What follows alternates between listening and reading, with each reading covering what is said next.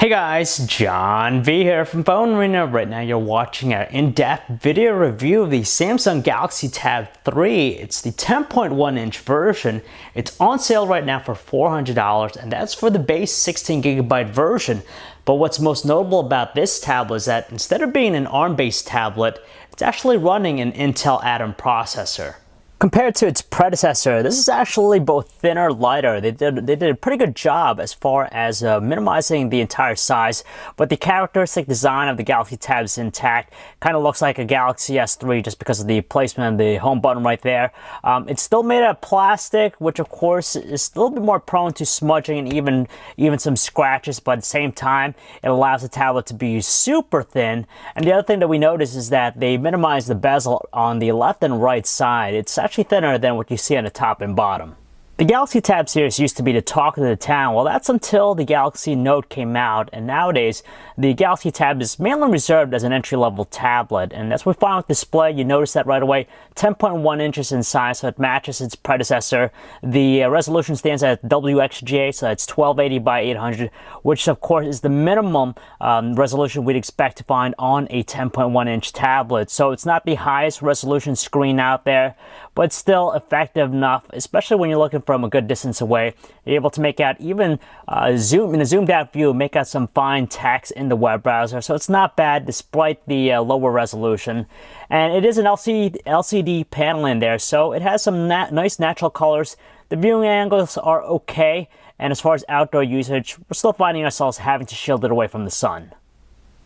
Not surprisingly, you have a flat home button right scrunched in between two capacitive buttons, the menu and back keys.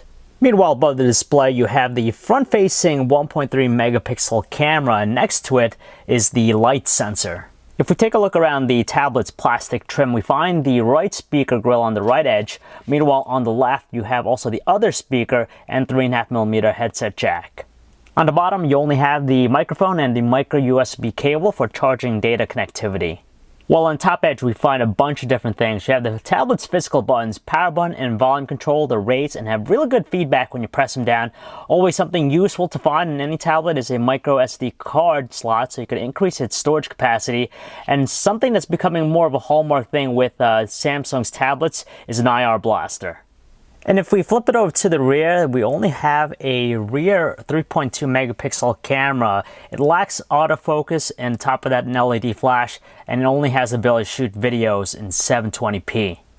So if you use a Samsung Galaxy S4, the experience here on the Galaxy Tab 3 10.1 inch should be very familiar. It's just basically a more blown up version of the TouchWiz Nature UX experience. And it's running on top of Android 4.2.2 Jelly Bean. So a pretty up-to-date version of Android. Still cartoony looking, not as clean looking compared to stock Android, but you still have all the functions and the personalization here. The app panel, you have access to a bunch of different functions, connectivity, and even adjusting brightness right there, which is very useful, but it still lacks the depth of features that you find with Samsung's Galaxy Note series with its S Pen, so it's kind of lacking with that, but for basic usage, this is more than adequate. Now, what's most notable about the Galaxy Tab 3 10.1 is that it's now powered by a dual-core 1.6 GHz Intel Atom processor with 1 gigabyte of RAM. Now, that's different from being the usual ARM-based device we've seen from the Android camp. And unfortunately, though, the performance is rather unimpressive. We just notice a lot of slowdown. Even with simple tasks, it has a really tough time executing. You can see here with the home screen with a live wallpaper, for the most part, it looks smooth, but every now and then you'll see just a little bit of a jitteriness with its movement. Other basic tasks, for example, launching different applications, it just takes a lot of time for it to accomplish, and it becomes kind of maddening because you'd think that a tablet like this without, just basic tasks would be very easy to accomplish, but for this, it just seems like it's taking forever for things to get done. For example, now if I press the home screen, you see how long it takes actually for it to get back. So when the tablet's performance is being good, the messaging experience isn't that bad, but when it's not, you could expect some slowdown, even delays as far as just typing up stuff. With the layout itself, it might be on the cramped side for a device that has a 10.1 inch display, but it's nice that you have the row strictly for numbers and a lot of the punctuations directly accessible from the main layout. Out of the box, you have two options for surfing the web. You could either go with the stock web browser or Google Chrome, but between the two, we like the performance of the stock browser more than Google Chrome, just because with page rendering, page loads, and even navigational controls, it just seems to be a lot smoother. If you happen to lose your remote control for your television, the tablet can double as one thanks to the smart remote app from Peel that's available. So it's really good when it comes to the interface, and of course with the IR blaster you'll be able to actually use the tablet as a universal remote. You could change the channels, you could increase the volume, do the same thing with your normal remote. On top of that, there's also a social aspect to the application. Seeing that this is running the TouchWiz Nature UX experience, we're agreed to the TouchWiz Music Player as the default music player application, but it also comes included with the Google Play Music app if you want. Now, as far as the visuals, the presentation, nothing really drastic about it, but you do have this alternative view here where you can actually swipe through different songs if you want. And the other neat thing is that with S-Voice integration, you could actually control songs. You could say next, previous, pause, play, and it automatically will do those functions. As far as the audio quality with its two speakers, it's rather shrill at the loudest volume setting and does sound rather weak too. Thankfully, it looks like it doesn't have any issues when it comes to playing high-definition videos, and on top of that, it supports a wide array of codecs out of the box, like MPEG-4, H.264, DivX, and even NextVid. The one we have here is encoded in DivX 1080p resolution, and you could tell just watching a video by itself running very smoothly. You still also have the neat function of pop-up play feature, which allows you to overlay the video on top of something else. But at this point, when you're trying to multitask, do other things, it tends to slow down the performance of the tablet. Tablets have never been great when it came to shooting photos, and we could say the same thing about the one here with the Galaxy Tab 3 10.1 and its 3.2 megapixel rear camera. First of all, it lacks autofocus, so even if you're very close, images will come out extremely fuzzy looking.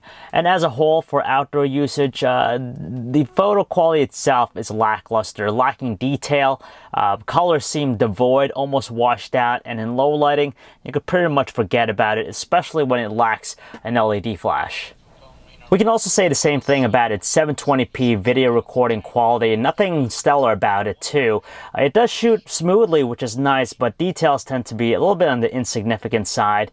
And on top of that, audio recording's distorted, you see some artifacting, and its exposure is kind of jumpy. Armed with a 6800 milliamp hour battery, we're happy to report that you get excellent battery life out of the tablet. With our light usage, seeing that it is a tablet, it's not something we use quite often, mainly reserved for home, we're able to get 3 days of light usage out of the battery. Sure, it's a brand new tablet that's now available, and yes, it's also priced reasonably at $400 for the base 16GB Wi-Fi model. But honestly, if you look elsewhere, you could find better tablets than this. For starters, the performance is really unimpressive.